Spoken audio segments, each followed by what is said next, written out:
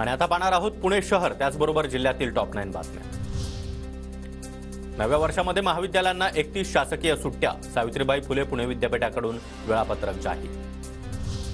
पुण्यातील हडपसर ते दिवेघाट रस्ता चौपदरी होणार। चौपदरीकरण आणि दुरुस्तीसाठी केंद्रीय रस्ते आणि महामार्ग मंत्रालयाकडून निधी मंजूर।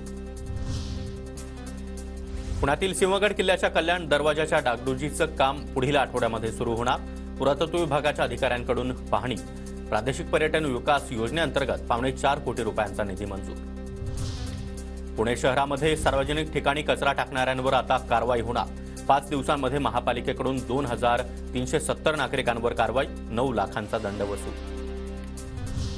मद्यधुंद प्रवाशांना पुणे रेल्वे प्रशासनाचा दणका। मद्यधुंद अवस्थेमध्ये रेल्वेच्या परिसरामध्ये फिरणाऱ्यांकडून 4,96,000चा दंड वसूल। जेजुरी गडावर चंपाषष्ठी षडरात्र उत्सव सुरू।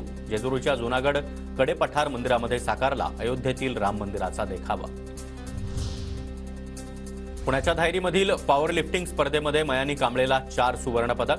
मलेशियामध्ये झालेल्या आशियाई क्लासिक पॉवर लिफ्टिंग चॅम्पियनशिप स्पर्धेमध्ये मयानी कांबळेची सुवर्ण कामगिरी। जागतिक बुद्धिबळ स्पर्धेमध्ये पुण्याच्या येरवडा कारागृहातील बंदीजन संघाला विश्वविजेतेपद। लॅटिन अमेरिकेसह इतर देशांचा पराभव।